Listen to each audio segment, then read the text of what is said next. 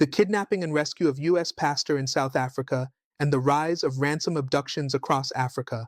Welcome to the Bold African Voice, BAV, where we dive deep into the stories shaping Africa's future. I'm Abdul Karim Kargbo, born and raised in Africa. Today we explore the dramatic rescue of Pastor Josh Sullivan in South Africa and the growing crisis of faith-targeted violence across Africa. From Nigeria to Burkina Faso, sacred spaces are under siege. But what does this mean for Africa's peace, security, and religious freedom? Stay with us for critical analysis, Africa-wide comparisons, and bold solutions. The recent rescue of American pastor Josh Sullivan in South Africa after a deadly shootout highlights a disturbing trend gripping not just South Africa, but several countries across the African continent: the sharp rise in kidnappings for ransom. While Pastor Sullivan was fortunate to return to his family unharmed, the violent circumstances of his rescue, culminating in the deaths of 3 suspects, underscore the growing security and governance crisis in African urban and peri-urban areas. This article provides a critical, comparative analysis of this incident, its broader implications for Africa, and what the future might hold if the trend goes unchecked. The incident: what happened in Geberha. According to a statement from South Africa's Directorate for Priority Crime Investigation, Hawks, American missionary pastor Josh Sullivan was abducted during a church service in Geberha, Eastern Cape, last Thursday by armed assailants who had clearly planned the operation, calling him by name and issuing a ransom demand.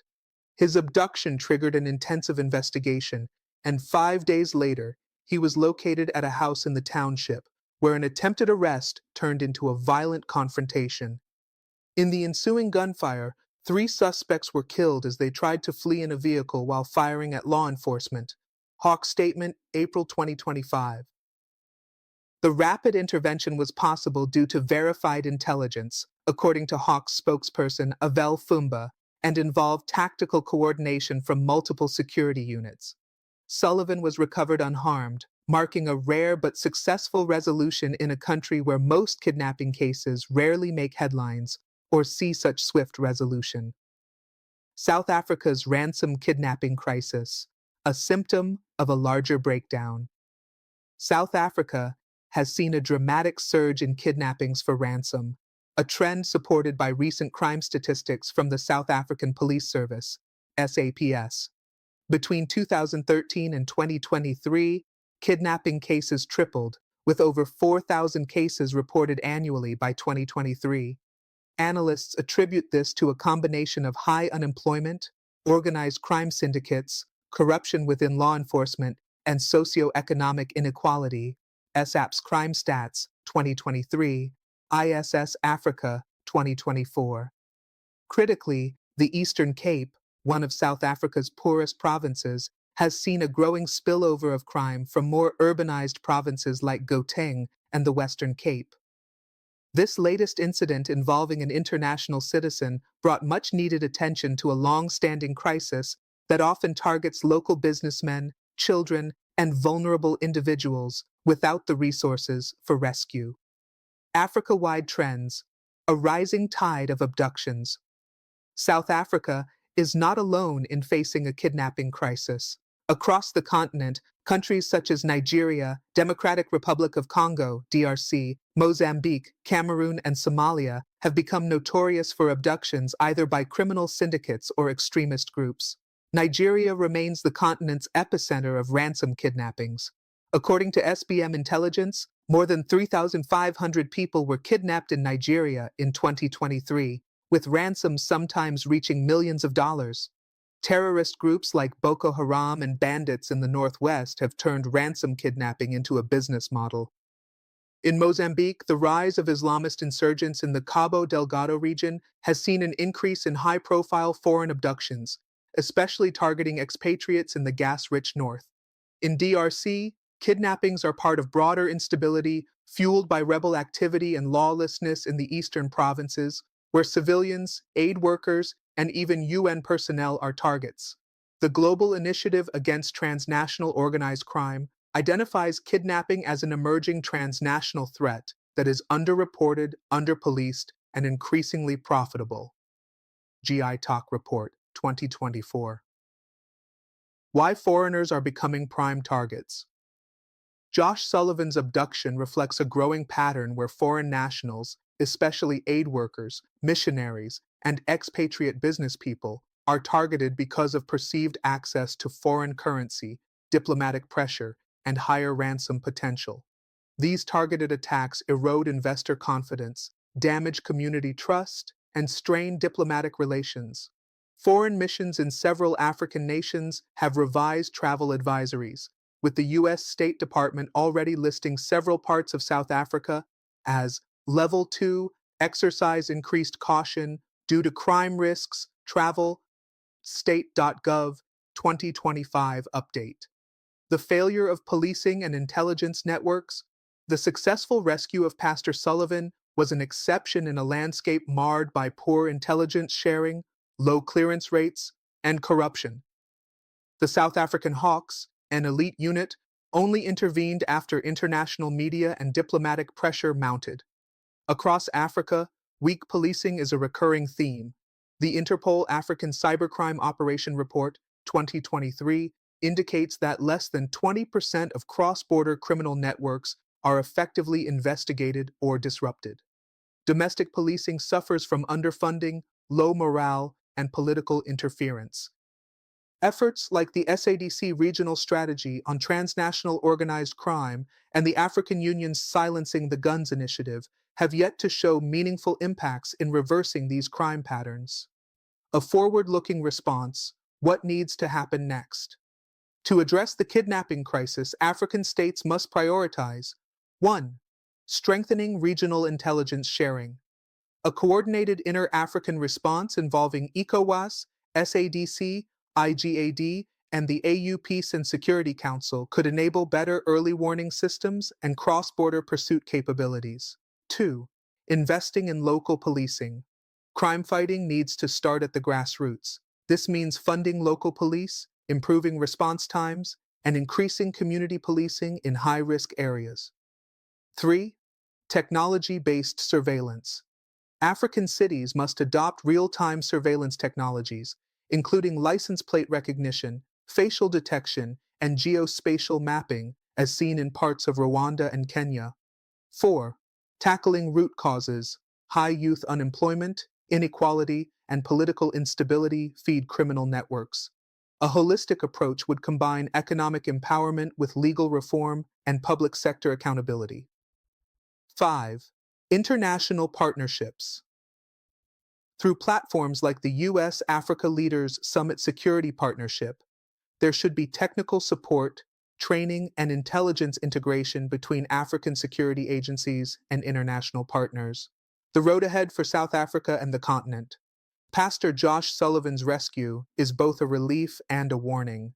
It showcases what is possible with political will, intelligence coordination, and international scrutiny. But it also reveals a deeper malaise, a continent where too many people live under the fear of being taken, where lawlessness pays more than labor, and where families must negotiate with criminals in the absence of effective state protection.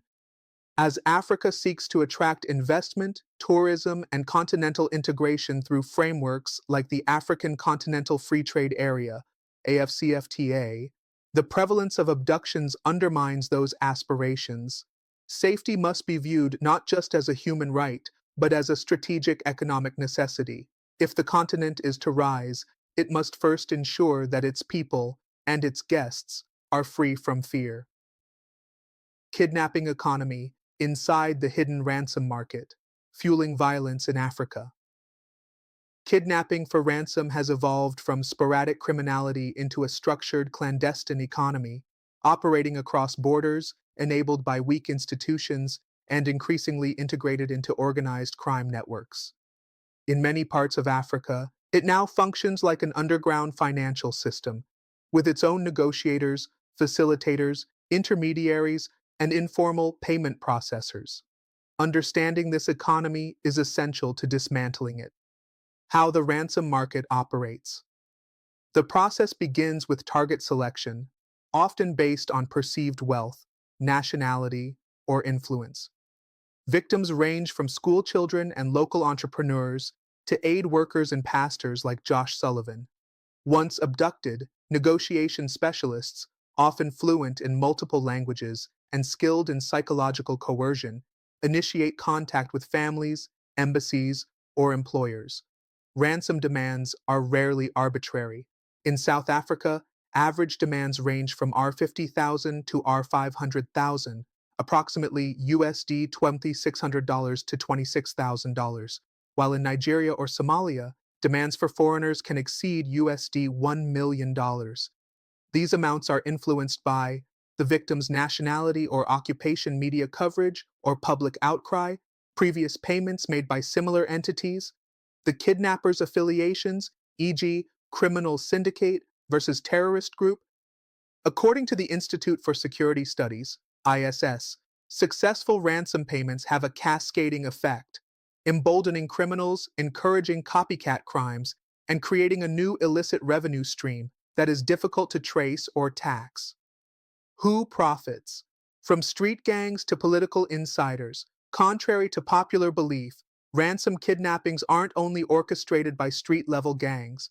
In many cases, they involve corrupt local officials who provide cover or access to intelligence, transnational criminal organizations, e.g., drug traffickers, arms smugglers, insurgent or extremist groups like Boko Haram or Al-Shabaab, who use ransom to fund operations, disgruntled security personnel, or former soldiers with access to arms and tactics.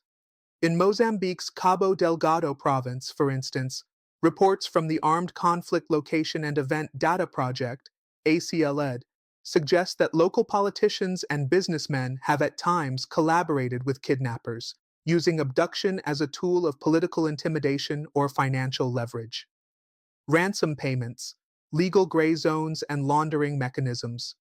Governments and international organizations often deny paying ransoms publicly, but indirect payments through third parties are common. These transactions often pass through informal money transfer systems like Hawala cryptocurrency wallets, shell companies, or prepaid debit accounts. In response, some countries have adopted legislation criminalizing ransom payments. For example, Nigeria's Terrorism Prevention Act, amended 2022, criminalizes the payment of ransom to terrorists, though enforcement remains inconsistent. Meanwhile, South Africa has no explicit anti-ransom payment law, leaving families and churches with limited options when negotiating for a loved one's freedom. The human cost, trauma, stigmatization, and social fallout beyond the immediate danger. Kidnapping leaves long-lasting scars. Survivors often deal with post-traumatic stress disorder, PTSD, depression, and social isolation.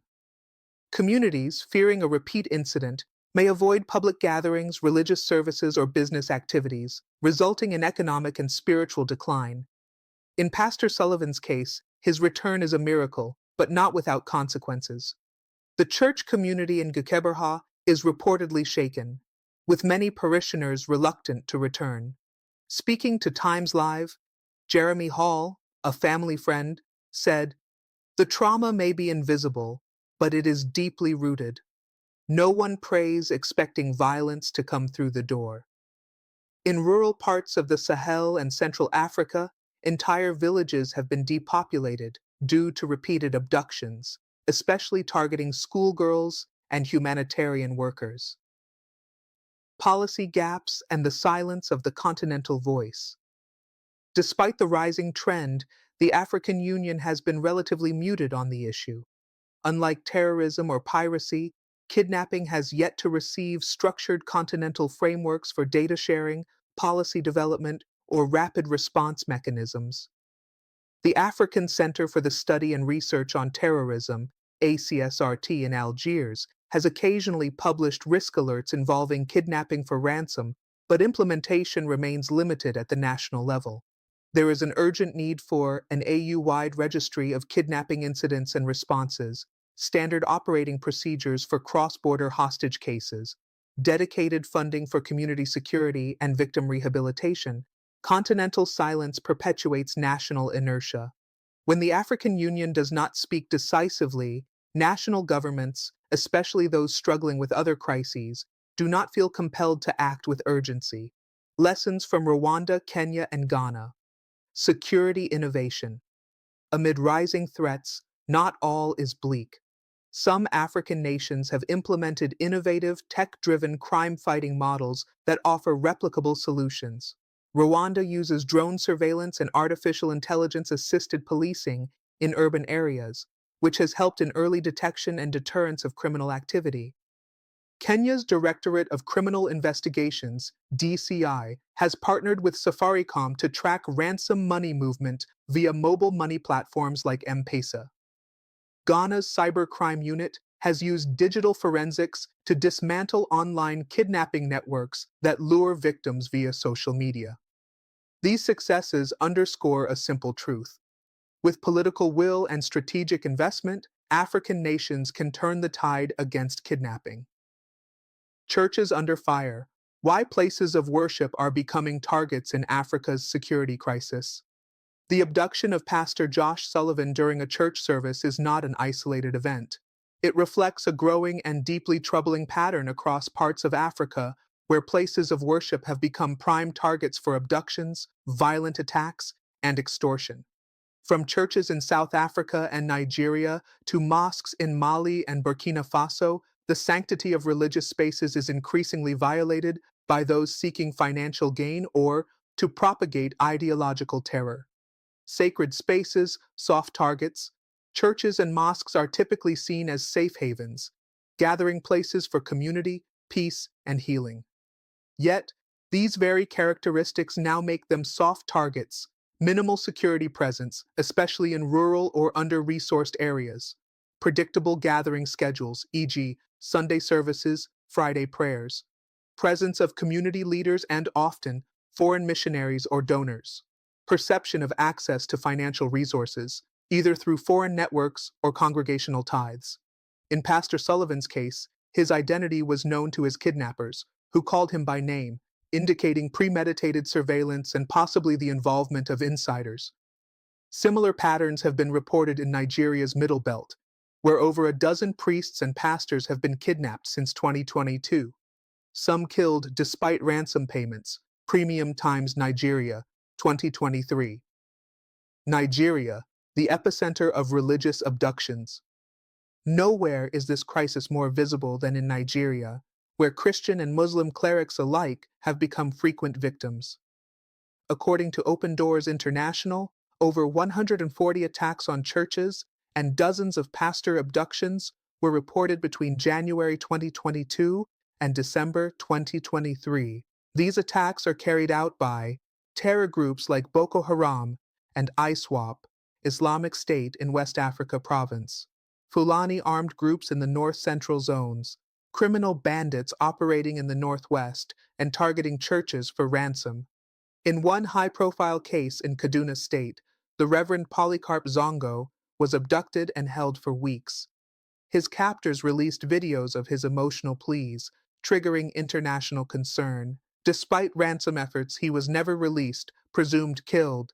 Vanguard Nigeria 2023. South Africa. A new front in the crisis? Historically, religiously motivated attacks have been rare in South Africa. But the targeting of missionaries and foreign pastors like Josh Sullivan may indicate a shift, not necessarily toward religious extremism, but toward financial opportunism exploiting religious settings. Several South African churches have reported armed robberies during services, targeted extortion of pastors, infiltration by gang members seeking protection money. In 2024, the South African Council of Churches, SACC, called for enhanced protection measures and liaison officers in high-risk communities. However, implementation has been patchy, largely due to underfunded local law enforcement and overwhelmed metro police services. Religious institutions respond, from prayer to protection. Faced with rising threats, faith-based organizations are adapting. Security training for ushers and volunteers, churches in Johannesburg, Lagos, and Nairobi are now conducting security drills, usher screening, and exit route planning. Surveillance partnerships. Some have partnered with private security firms and installed CCTV systems, panic buttons, and metal detectors. Insurance and ransom protocols. A few megachurches now insure key clergy members and maintain legal ransom negotiation teams, especially when operating in conflict zones. Meanwhile, interfaith coalitions such as the Africa Faith and Justice Network, AFJN, are lobbying for religious protection to be included in broader national security strategies, especially under AU peace and security frameworks. The psychological toll on worshippers and clergy. The trauma runs deep. Survivors report a profound sense of betrayal, not only by the criminals, but by governments that failed to protect their sacred spaces. Attendance at physical services has dropped in high-risk areas, with many congregations switching to online worship, especially during volatile election seasons or post-conflict periods. A pastor in KwaZulu-Natal told Mail and Guardian, 2024, "We used to gather freely. Now we pray with one eye open and one hand on our phones in case we need to call for help. It's heartbreaking." The spiritual cost is matched by the emotional and social impact. Fear of reabduction, community fragmentation, and financial depletion from ransoms and security upgrades. Reclaiming the sanctity of worship. To protect religious communities, a multi-stakeholder approach is needed. 1. National Religious Security Task Forces, coordinated units involving law enforcement, clergy, and civil society to preempt and respond to threats. 2. Community intelligence networks, empowering congregants to identify suspicious behavior and share early warning signs. 3. Faith-based humanitarian protocols. For missions operating in high-risk areas, detailed safety, extraction, and insurance plans should be standard. 4. Legal reform. Governments must legislate enhanced penalties for crimes committed in places of worship and offer special protections for faith leaders. The role of diaspora churches and the global faith community in rescuing and rebuilding African missions. As African churches face increasing threats from kidnappings, extortion, and violence, the global faith community, particularly diaspora churches in North America, Europe, and Australia, has emerged as a critical lifeline. Their involvement goes far beyond offering prayers.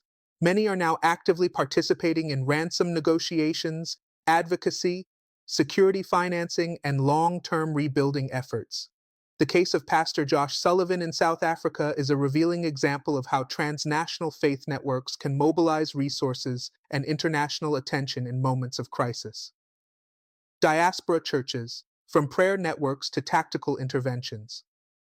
Diaspora churches have always maintained strong emotional and spiritual links to African communities, but in the face of mounting violence, their role has evolved into a strategic support mechanism, encompassing financial support for ransom negotiations, medical aid, and counseling, legal and diplomatic lobbying, including engaging embassies, the U.S. State Department, and international human rights organizations, security upgrades for mission facilities and worship centers across Africa, media campaigns to raise awareness and pressure authorities. In Pastor Sullivan's case, the Southern Baptist Convention, SBC, and associated diaspora missions in the United States issued coordinated press releases, prayer vigils, and contacted South African officials.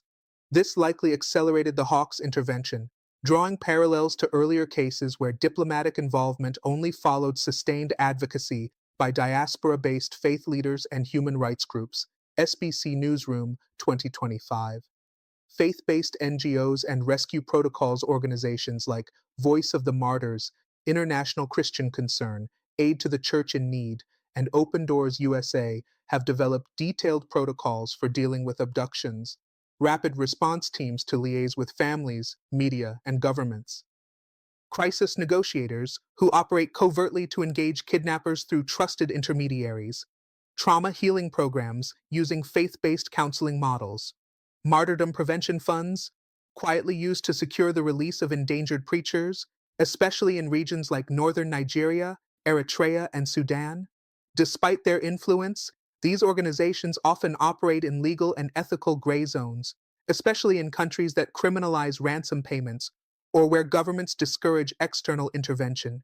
Yet, for many families, these networks are the only source of hope in a bureaucratic system that can be slow and unresponsive.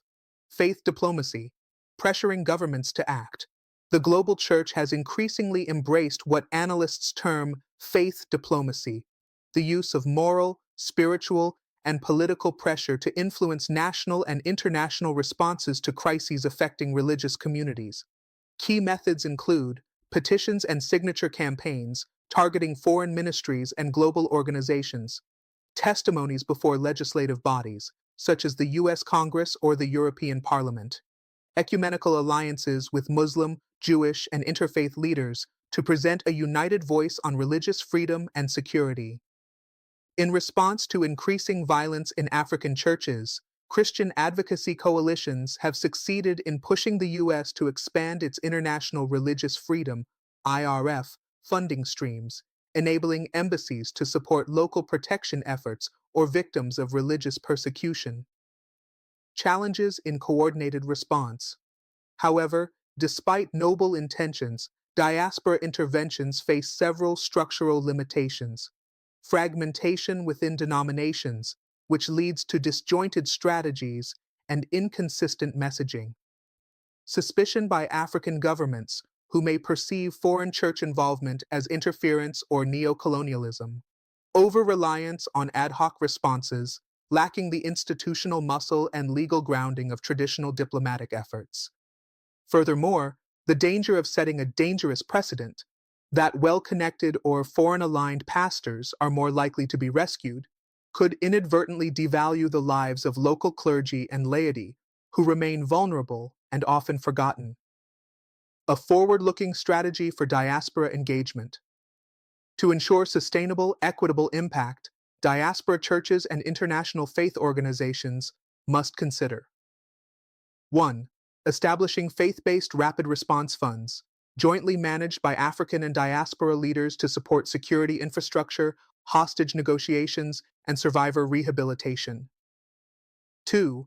Developing standard operating procedures, SOPs, for missions and pastors traveling to high-risk regions, including GPS tracking, emergency contacts, and evacuation plans. 3. Strengthening local leadership by investing in indigenous clergy training, risk management education, and theological resilience frameworks. 4. Engaging AU and UN faith desks to embed faith protection in broader humanitarian and peace-building efforts.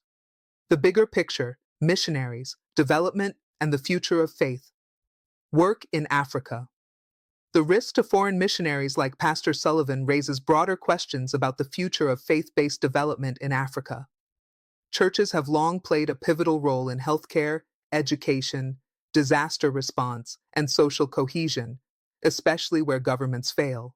But persistent insecurity now threatens to reverse decades of missionary gains. Faith-based aid and mission groups are reassessing whether it is safe to expand into conflict zones, how to transfer mission ownership to local leaders more quickly, the role of digital ministry in reaching unreached areas without physical risk.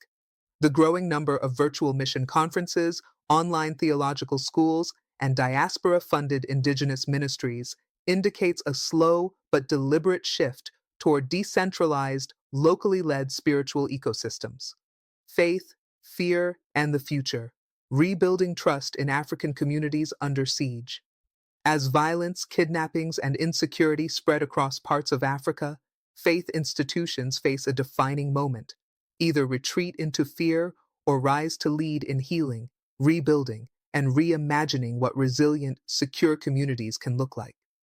The rescue of Pastor Josh Sullivan may have ended one terrifying episode, but for millions of worshipers and clergy across the continent, fear remains a constant shadow. The deeper challenge now is not just securing churches, but restoring public trust in both divine protection and earthly justice. The broken social contract, when faith leaders are targets. In many African societies, religious leaders are not just spiritual guides. They are community mediators, educators, healthcare advocates, and moral authorities. When they are abducted or attacked, it sends a chilling message: No one is off limits, and the very fabric of community life is under assault. This erosion of trust unfolds in three critical ways. 1. Faith in God versus fear of violence. Worshippers struggle to reconcile the message of divine protection with the reality of armed men storming altars and pulpits. 2. Faith in leadership versus betrayal. In some cases, compromised insiders or security personnel have enabled attacks, deepening public cynicism. 3. Faith in justice versus impunity. When perpetrators are not prosecuted, or worse, released quietly, victims and survivors often lose hope in the state's willingness to protect them. In the aftermath of Pastor Sullivan's rescue, the question lingering in Geberha and beyond is, will justice be served, or was this just damage control because an American was involved? The role of the pulpit in trauma recovery. In conflict zones, the pulpit has evolved into more than a spiritual platform. It has become a site of psychological first aid. Clergy members are now expected to counsel survivors, mediate community trauma, and provide hope amid despair. But many pastors and imams themselves carry unaddressed trauma with few tools for coping.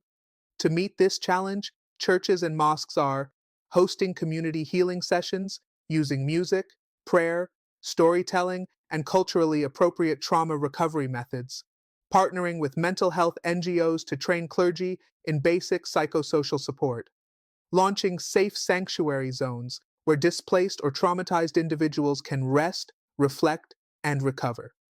In Nigeria, the Catholic Diocese of Kaduna has built peace chapels for this exact purpose, blending liturgical worship with trauma-focused group therapy. Catholic News Service Africa 2024. Youth and faith, a critical front line. The youth are both the most vulnerable to abduction and recruitment into violent networks, and the most critical to rebuilding community trust. In communities where police presence is weak and schools are intermittently closed due to insecurity, faith institutions often serve as the last safe space for young people. However, many African youth now view religious institutions with skepticism. Some see them as outdated or irrelevant. Others question their failure to protect victims or speak boldly against injustice. A growing number are turning to online platforms for spiritual connection, bypassing physical congregations altogether. To regain their trust, faith institutions must empower youth leadership within churches and mosques, leverage digital platforms to connect with young people in real time, champion youth-focused security, employment, and mental health initiatives in sermons and advocacy work. The future of African faith communities, resilience by design. The solution is not to abandon faith institutions or retreat into militarization. Rather, Africa must redesign its religious spaces and spiritual ecosystems to be resilient, inclusive, and community-driven. This includes architectural redesigns of churches and mosques to include multiple entry points, emergency exits, and surveillance infrastructure without sacrificing openness. Hybrid worship models that combine physical and digital gatherings, especially in volatile areas. Faith councils that liaise directly with law enforcement and local government on safety concerns and early warning signals. Countries like Ghana and Rwanda are already experimenting with faith security roundtables, where bishops, imams, and traditional priests sit with district officials and police chiefs to co-develop local safety plans. A call for continental faith-led action. While governments struggle to keep up, the African faith community has a unique opportunity, perhaps even an obligation, to lead. The African Union's Interfaith Dialogue Forum, dormant in recent years, must be reactivated with urgency. This forum can establish a continental charter for faith leader protection, develop early warning systems based on real-time community feedback, mobilize a continent-wide peace and resilience prayer week, accompanied by data-driven advocacy and security recommendations. Such actions would not only elevate the moral authority of African faith leaders, but place them at the center of a continent-wide movement for peace, justice, and security. Policy, prayer, and protection. bridging the gap between state security and spiritual safety in Africa. As the threats facing faith institutions grow more complex, the urgency to bridge the gap between formal state security systems and grassroots spiritual communities has never been greater. While African states have traditionally emphasized military and law enforcement responses to crime and extremism, these top-down approaches often neglect the role of religious institutions, despite their deep roots in society, their broad reach, and their unmatched trust among local populations. To restore lasting peace and protect vulnerable communities, a new security paradigm must emerge, one where policy and prayer are not seen as opposites, but as complementary forces for societal resilience. Government silence and institutional blind spots. In many African countries, policymakers have yet to fully recognize the strategic value of protecting faith institutions as critical social infrastructure. While schools, markets, and border zones often receive high-level security attention, churches and mosques remain largely unguarded, especially in marginalized regions. This institutional blind spot is driven by several factors. Secularism mandates that discourage close cooperation with religious entities. Political sensitivities, where involvement with one faith group may be perceived as bias against another. Limited security resources, often stretched thin by insurgencies, organized crime, and political unrest. In countries like Cameroon, Burkina Faso, and the Democratic Republic of Congo, this has allowed armed groups to repeatedly target places of worship, sometimes with devastating consequences. In 2023 alone, Burkina Faso recorded over 20 attacks on churches and mosques, many in regions where security forces had completely withdrawn, ACL-Ed 2024. Toward a policy shift, protecting the sacred. To reverse this trend, governments must adopt policies that explicitly recognize places of worship as strategic peace infrastructure. This would involve 1. Security audits of religious institutions in high-risk zones to identify vulnerabilities. 2. Dedicated budget allocations for worship center security under ministries of interior or religious affairs. 3. Incorporation of clergy into community policing structures, ensuring local buy-in and intelligence flow. 4. Establishment of rapid response protocols for incidents involving religious institutions, with trained liaison officers embedded in law enforcement. South Africa's Hawk's successful rescue of Pastor Sullivan could serve as a blueprint. However, such tactical excellence must be institutionalized, not improvised, and extended to include African clergy and local believers, not just international figures. Faith-based early warning systems, an untapped resource. Religious leaders often have unparalleled knowledge of their communities, knowing who is new in town, who is struggling, or when tensions are simmering. These networks, if formalized, could serve as faith-based early warning systems, FAUWS, for impending violence, radicalization, or mass displacement. Pilot projects in northern Kenya and Niger Delta regions have shown promising outcomes, where pastors and imams were trained to report risk indicators via secure SMS platforms and were given direct access to district-level security briefings. With proper support, this model could be scaled continent-wide, coordinated through the African Union Peace and Security Council. Regional economic communities like ECOWAS, IGAD, and SADC faith-based platforms such as the All-Africa Conference of Churches, AACC, and Muslim World League Africa Desk Case Study. Uganda's Interfaith Resilience Zones. Uganda's response to threats from the Allied Democratic Forces, ADF, offers a powerful case study. After a series of church bombings and mosque infiltrations in 2022, the Ugandan government worked with the Interreligious Council of Uganda to designate resilience zones in high-risk communities. These zones included government-funded fencing and lighting upgrades at churches and mosques, deployment of trained volunteer security marshals from within congregations, establishment of faith peace committees to mediate local disputes and track radical behavior, weekly briefings between faith leaders and district police on emerging risks. While not perfect, these measures drastically reduced the number of attacks in those areas and reinvigorated faith participation, which had declined due to fear. aligning continental security agendas with grassroots faith realities. At the continental level, the African Union's Agenda 2063 envisions an integrated, peaceful, and prosperous Africa driven by its own citizens. To achieve this, the AU must mainstream faith institutions into peace-building strategies, just as it does with youth, women, and civil society. This could involve establishing an AU interfaith security desk within the Peace and Security Department, with rotating representatives from major faiths, launching an annual religious safety index, tracking attacks on places of worship and assessing country-level protections, creating a continental faith resilience fund to support at-risk religious communities in conflict zones.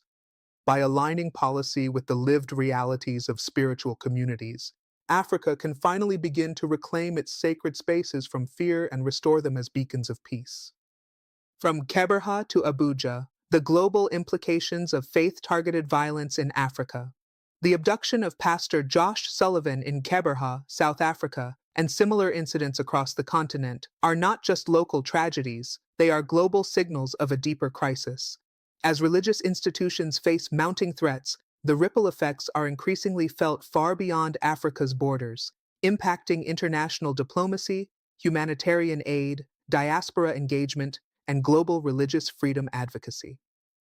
From the bustling churches in Lagos to the rural mission outposts of Malawi, the rising tide of violence against places of worship is eroding Africa's image as a bastion of spiritual resilience and threatening to dismantle centuries-old partnerships between African religious institutions and their global allies. Diplomatic strains and travel advisory fallout.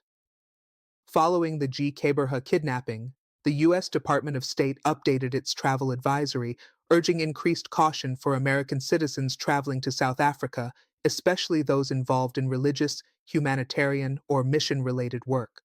Similar advisories have been issued in recent years for Nigeria, Mali, Burkina Faso, and parts of the DRC due to the rise in faith-related attacks. These advisories often carry significant diplomatic and economic consequences: reduced international missionary presence affecting education, health, and development programs in remote areas, decreased religious tourism, particularly in nations like Ethiopia, Egypt, and Uganda, where pilgrimage and heritage sites are key revenue sources, increased scrutiny from foreign governments and watchdog groups, putting pressure on African states to improve human rights protections or risk aid and trade consequences. Furthermore, embassies and consulates are compelled to expand crisis response teams and invest in consular protection programs specifically targeting clergy, aid workers, and volunteers. Humanitarian access and faith-led development at risk. Many of Africa's most effective humanitarian interventions, especially in rural and conflict-prone regions, are spearheaded by faith-based organizations. These include Christian medical missions in South Sudan and Sierra Leone, Muslim-led education charities in the Sahel, interfaith disaster relief networks responding to floods, droughts, and epidemics. When faith workers become targets, access to these life-saving services shrinks. NGOs are forced to scale back or relocate, creating gaps in service delivery that often go unfilled. The World Council of Churches noted in its 2024 Africa report that the retreat of spiritual service providers from insecure regions has directly led to a 35% decline in access to maternal health care, literacy programs, and trauma counseling. This decline undermines years of progress and exposes vulnerable populations, particularly women and children, to greater risk of exploitation, disease, and radicalization. Impact on religious freedom advocacy. Globally, religious freedom has emerged as a core pillar of international human rights discourse, enshrined in instruments like Article 18 of the Universal Declaration of Human Rights, the International Covenant on Civil and Political Rights, national legislation, such as the U.S. International Religious Freedom Act, IRFA. Incidents like Pastor Sullivan's abduction feed into annual global monitoring reports produced by organizations such as USCIRF, U.S. Commission on International Religious Freedom, Amnesty International, and Human Rights Watch. Countries that repeatedly fail to protect religious minorities or institutions risk being designated as countries of particular concern, CPC, under U.S. law. Watchlist nations by global advocacy groups. High-risk zones for international aid deployment, affecting funding and partnerships. In 2023, Nigeria was once again placed on USCIRF's CPC list due to the continued killing and kidnapping of religious leaders, even as it protested its inclusion on political grounds. The role of the African diaspora in global mobilization. The African diaspora, particularly in the US, UK, Canada, and Europe, has responded with mobilization campaigns, lobbying efforts, and financial support, acting as a global pressure valve and resource base. In the wake of Pastor Sullivan's abduction, diaspora churches held interfaith vigils across U.S. cities, launched online petitions, some of which gathered over 100,000 signatures demanding faster intervention, engaged lawmakers through platforms like the Africa Faith and Justice Network, AFJN, and Black Church PACs, demanding that U.S. foreign policy include better safeguards for African faith leaders and missionaries. These actions are not just symbolic. They have influenced congressional hearings, prompted embassy-level investigations, and even shaped the language in State Department briefings and funding reports. But the diaspora's involvement is a double-edged sword. While it brings resources and visibility, it can also stir accusations of foreign interference, especially in politically sensitive contexts. African governments must learn to partner, not posture, when diaspora communities raise alarms. Global solidarity or global silence. The moment of choice. The growing crisis of faith-targeted violence in Africa presents a moral and strategic test for the international community. Will the world respond with coordinated support or retreat behind borders, policies, and security fences? There are signs of hope.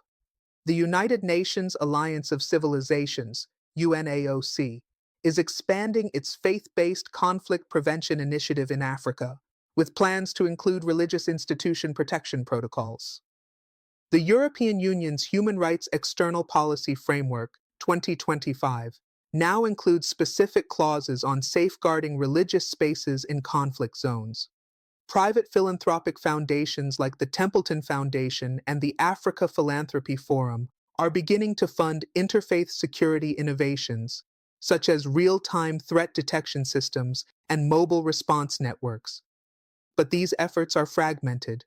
Without a unified framework, and without the direct leadership of African states and spiritual leaders, the continent risks slipping into a new normal where worship becomes an act of courage rather than a celebration of peace.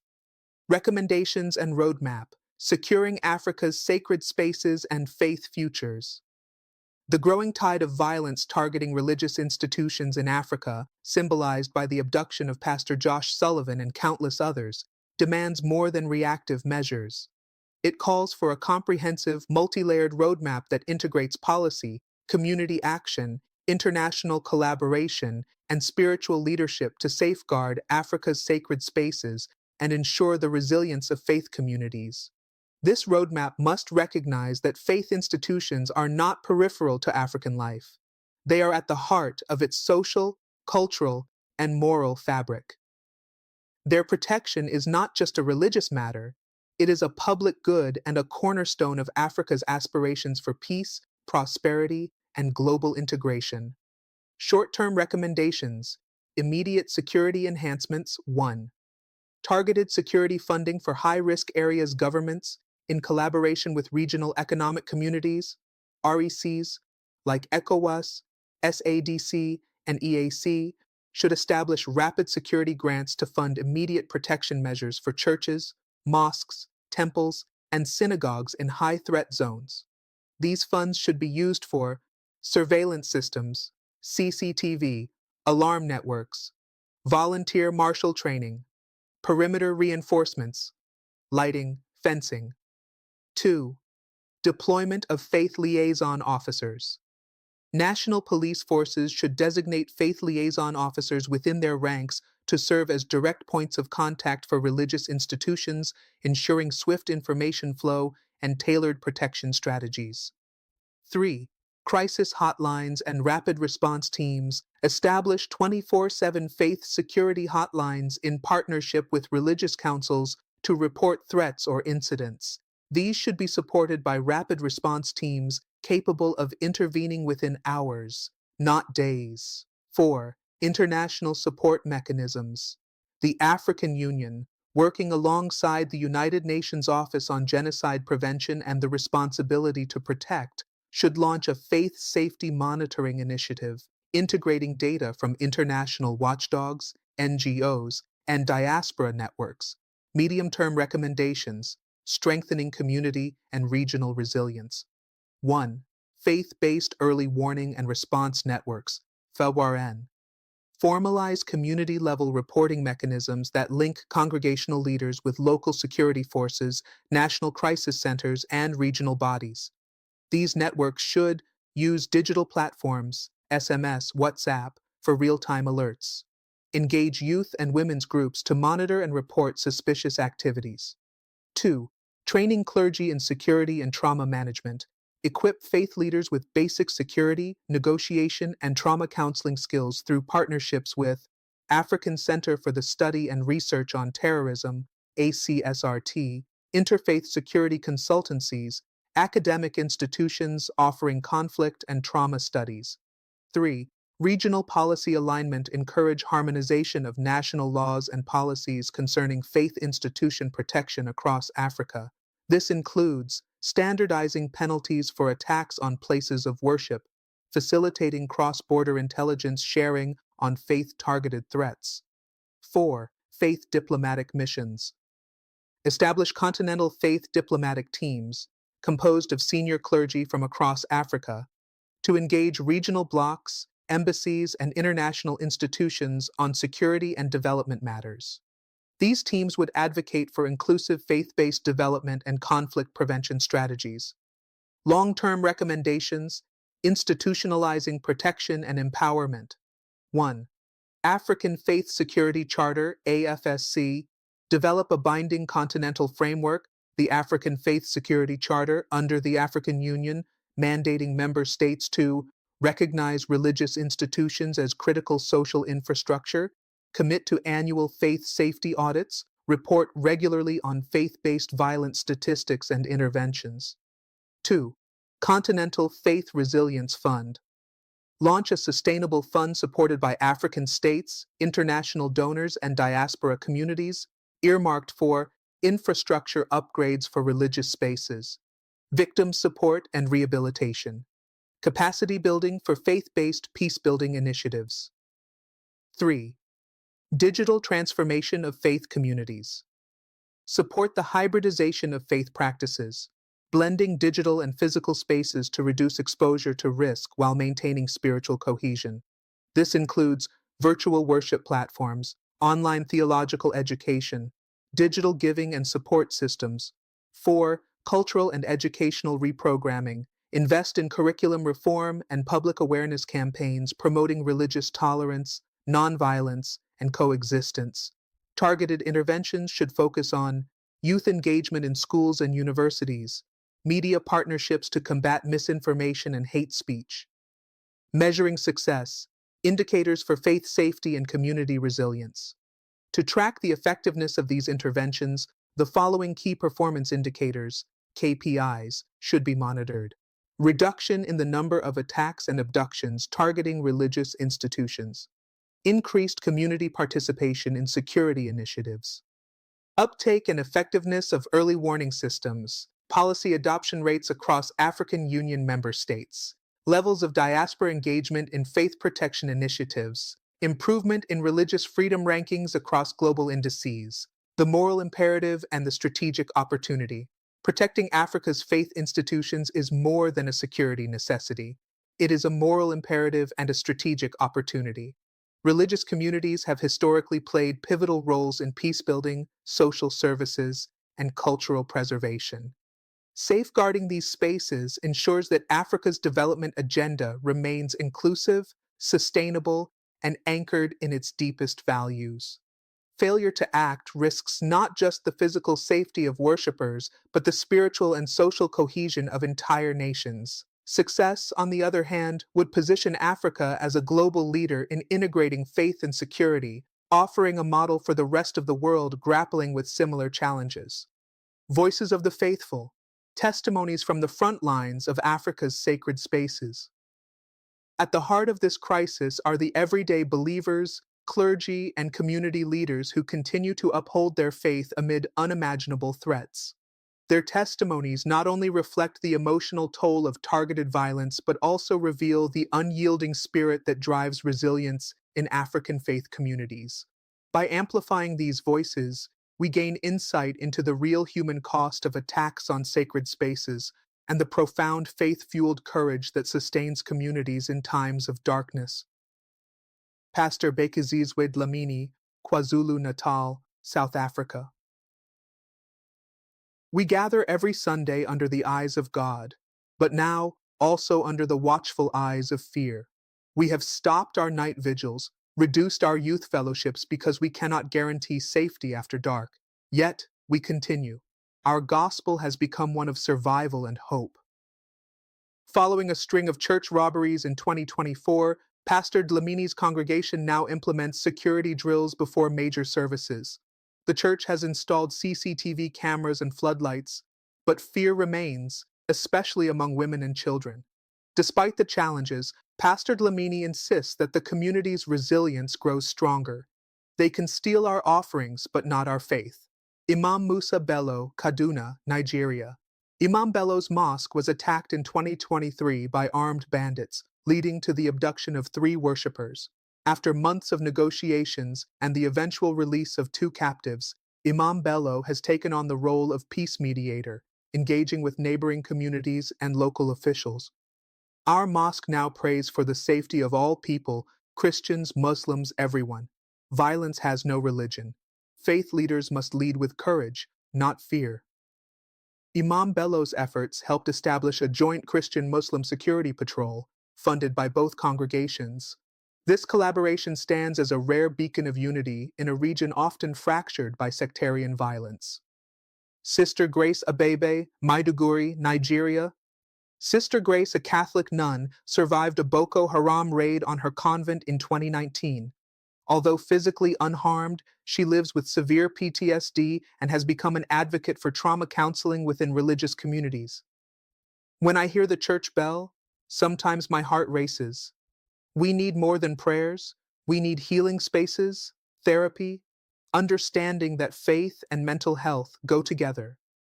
Her work has led to the creation of faith-based trauma support groups, blending spiritual guidance with psychological care, particularly for women and girls affected by conflict. Testimony of a youth leader, Geberha, South Africa. Following Pastor Josh Sullivan's kidnapping, a young church youth leader shared anonymously with Times Live, "We were all there, watching, helpless. The men knew who they wanted. They called him by name. That night changed us. We now ask, who will be next? Yet we sing louder. We pray harder." Since the incident, this youth group has organized self-defense workshops and begun peer-to-peer counseling circles to support each other emotionally. Faith and fear, a daily struggle. These voices illustrate a powerful duality. Faith remains a source of strength, yet fear has become a permanent companion for many believers. Their testimonies reveal a profound emotional toll, particularly in regions where trauma counseling is scarce. An enduring commitment to community and shared worship, even under threat. Innovative local solutions, including community patrols, trauma healing initiatives, and interfaith collaborations. But they also underscore the urgent need for systemic support from governments, international organizations, and diaspora communities. Amplifying voices, media, advocacy, and global solidarity. Media platforms, religious networks, and human rights organizations must do more to amplify these stories, ensuring that victims and survivors are not reduced to statistics. Key strategies include documenting and broadcasting testimonies through radio, television, and online platforms, hosting interfaith dialogues and forums where survivors can share experiences and recommendations, engaging diaspora communities in storytelling campaigns to sustain global pressure and resource mobilization. Global solidarity is not just financial, it is about listening, learning, and standing together, ensuring that Africa's sacred spaces remain places of peace, not battlegrounds of fear. Global faith leaders respond, building a unified front against religious violence in Africa.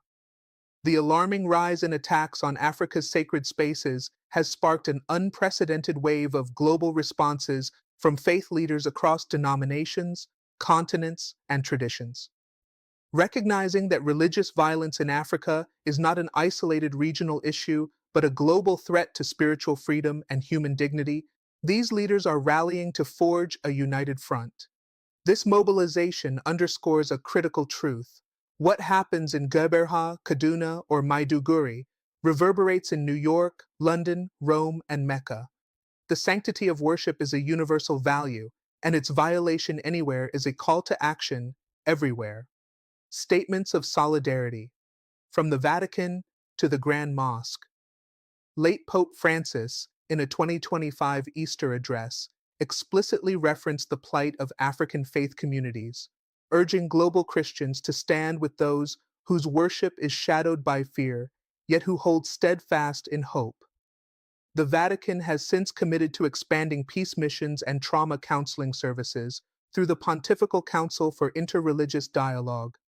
The Grand Imam of Al-Azhar, Sheikh Ahmed El-Tayeb, issued a statement condemning attacks on all places of worship, stressing that Islam forbids the desecration of sacred spaces. He called for increased interfaith cooperation across Africa to resist radical ideologies and criminal violence. The World Council of Churches, WCC, representing over 500 million Christians globally, has pledged to escalate its advocacy at the United Nations, pressing for protective frameworks for African religious communities. These declarations have been echoed by Jewish, Hindu, Buddhist, and other interfaith organizations, many of which are now redirecting humanitarian resources to support faith communities in Africa, particularly those rebuilding after violent incidents. Action beyond words, joint initiatives and collaborative frameworks. In response to growing violence, global faith bodies have launched practical cooperative initiatives, including 1. The Interfaith Solidarity Security Fund, ISSF, a pooled fund established by the WCC, Muslim World League, and several diaspora church networks aimed at providing emergency relief for victims of attacks, funding security upgrades for high-risk places of worship, supporting trauma counseling and resilience training. 2. Global Faith Security Summit, GFSS. Scheduled for late 2025 in Nairobi, this summit will bring together faith leaders from Africa, Europe, Asia, and the Americas, security experts, human rights advocates, and policymakers. Focus: developing cross-faith, cross-border security protocols, early warning systems, and faith diplomacy strategies. 3. Faith Diplomacy Task Force, FDTF. Comprised of senior clerics, retired diplomats, and conflict resolution experts, the FDTF advocates directly with African Union and United Nations bodies, national governments to integrate faith protection policies into peacekeeping mandates and foreign aid packages. Challenges to global unity: politics, perception, and power dynamics. Despite these efforts, global faith solidarity is not without complications. Several challenges persist. Geopolitical tensions can skew responses. For instance, Western advocacy groups may prioritize Christian victims, while Middle Eastern institutions may focus on Muslim communities, creating imbalances in visibility and resource allocation. Some African governments perceive external faith involvement as neo-colonial interference, especially when criticism arises over governance failures related to security. Divergent theological and ideological positions sometimes hinder cohesive action, especially between more conservative and progressive faith communities. Addressing these barriers requires ongoing dialogue, trust building, and commitment to shared values over sectarian interests. Faith diplomacy in action, success stories. There are already encouraging signs that coordinated global faith responses can lead to tangible outcomes. The Jos Peace Accord, Nigeria 2023, brokered with the support of Christian and Muslim global leaders, this agreement helped reduce sectarian violence in Plateau State through joint community patrols and conflict mediation centers. Reconstruction of the St. James Cathedral, DRC 2024, after an insurgent attack destroyed the church, global donations coordinated by interfaith coalitions rebuilt the structure, which now also houses a trauma recovery center for the wider community. Faith Leader Security Protocol Training, Kenya 2024. Funded by international faith alliances, this program equipped hundreds of clergy with skills in security awareness, emergency response, and negotiation tactics. These examples affirm that when global faith communities unite beyond doctrinal lines, they can make a real and lasting impact. The call for a global covenant on faith protection.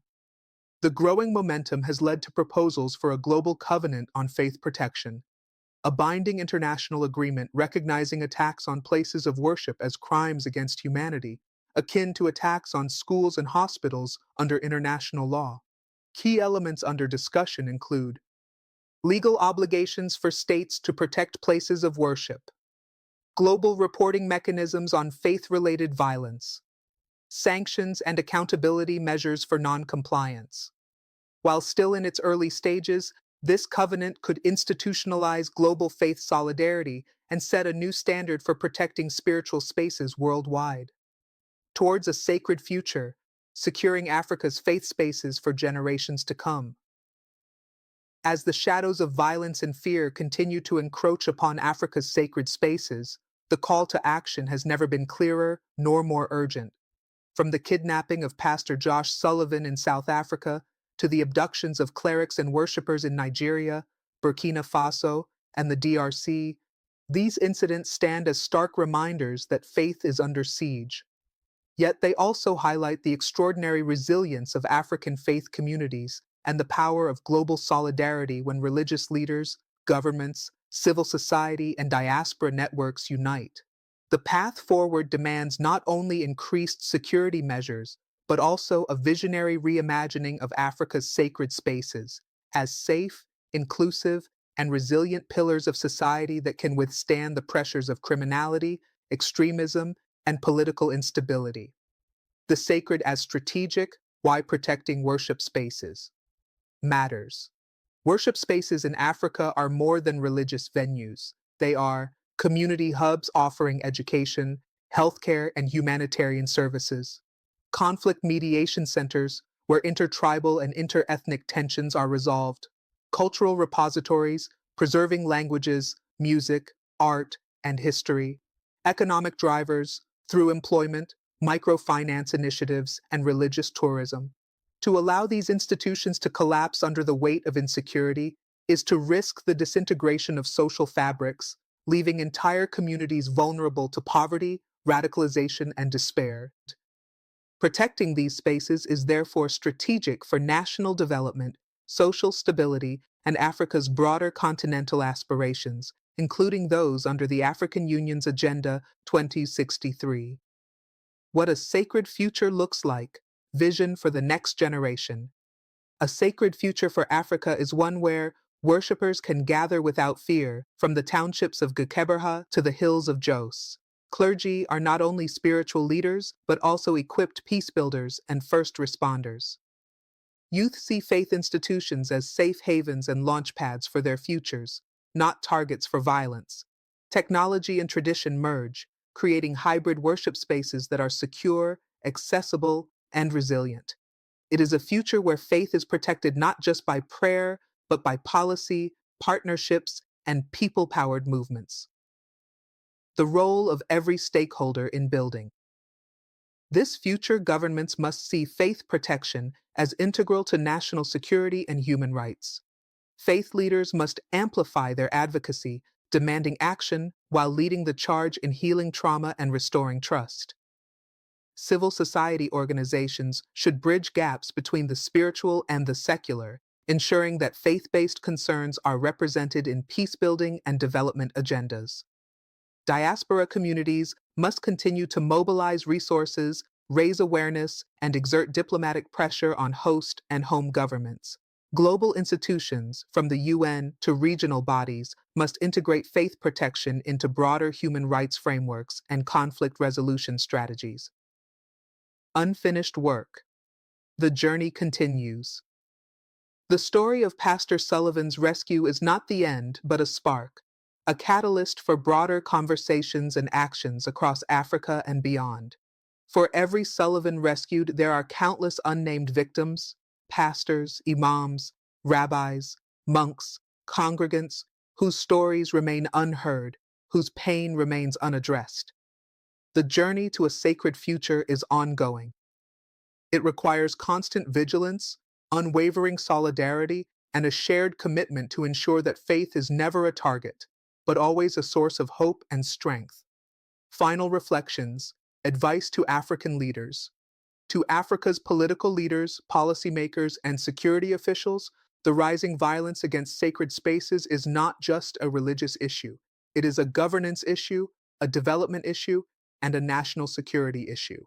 The continued targeting of religious institutions threatens social cohesion, economic stability, and Africa's global standing. This moment calls for bold, visionary leadership that transcends politics and embraces the protection of all faith communities as a foundational duty. Here's the core advice to African leaders. 1. Recognize places of worship as critical social infrastructure. Just as schools, hospitals, and markets are protected, faith spaces must be safeguarded.